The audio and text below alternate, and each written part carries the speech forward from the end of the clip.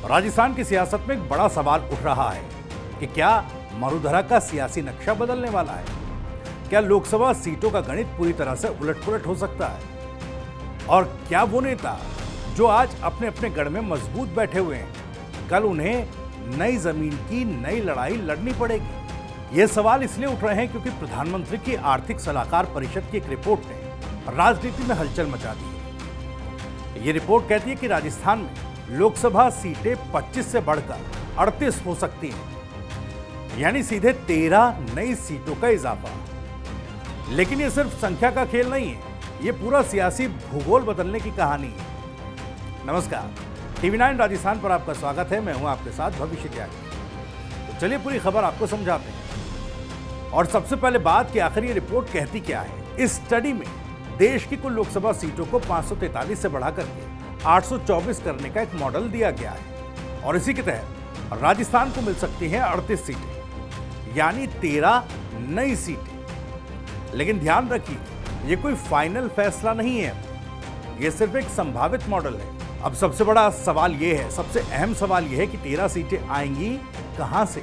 Report कहती है कि राजस्थान की 18 सीटों को बिना छेड़े सिर्फ 7 बड़ी सीटों को तोड़कर नई सीटें बनाई जाएंगी, यानी सीधे सीधे रीड्रॉइंग ऑफ पॉलिटिकल मैप किया जाएगा।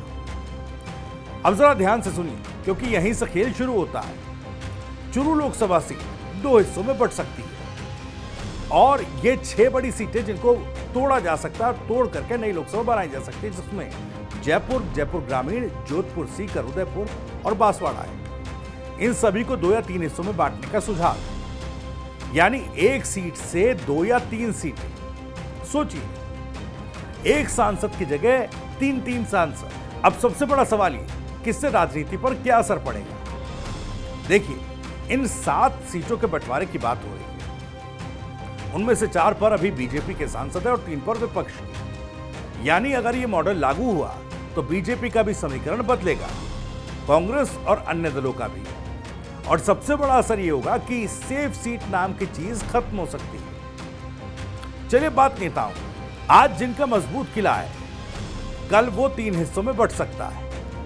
जयपुर ये हाई प्रोफाइल सीट है, जोधपुर परंपरागत राजनीतिक केंद्र, उदयपुर और बांसवाड़ा आदिवासी राजनीति का बड़ा आधार। यहां का पूरा सियासी गणित बदल सकता है। अब दिलचस्प बात यह है कि कुछ सीटों को इस मॉडल में नो चेंज जोन में रखा गया है, यानी कि वहां कोई बदलाव नहीं हो सकता। जैसे कि बाड़मेर देश की सबसे बड़ी सीट, जस की तस रह सकती है। कोटा बूंदी ये ओम बिड़ला की सीट है, लोकसभा स्पीकर, ये भी नो चेंज जोन में रखी गई है इस रिपोर्ट में। अलवर जो भूपेंद्र यादव का गढ़ है, बीकानेर अर्जुन राम मेघवाल, नागौर, हनुमान बेनीवाल, ये तमाम वो सीटें हैं जिनको नो चेंज जोन में रखा गया है। इसके अलावा झालावाड़, बारां, चित्तौड़गढ़ ये भी नो चेंज जोन में इसको रखा गया है। इन सीटों के भूगोल में कोई बदलाव नहीं सुझाया गया, यानी कुछ गढ़ सुरक्षित रहेंगे तो कुछ पूरी तरह से बदल जाएंगे। अब सवाल कि ये रिपोर्ट किस आधार पर तैयार हुई है? इसमें कोई एक फॉर्मूला नहीं है, बल्कि कई फैक्टर्स को ध्यान में रखा गया है।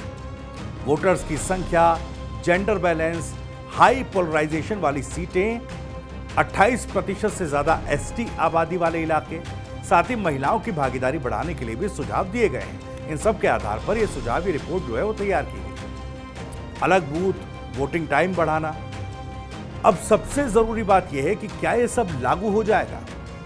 जवाब है नहीं, अभी नहीं, क्योंकि अंतिम फैसला करेगा परिसीमन आयोग और वही तय करेगा कि सीटें कैसे बढ़ेंगी, कहां बंटवारा होगा और नया नक्शा कैसा होगा।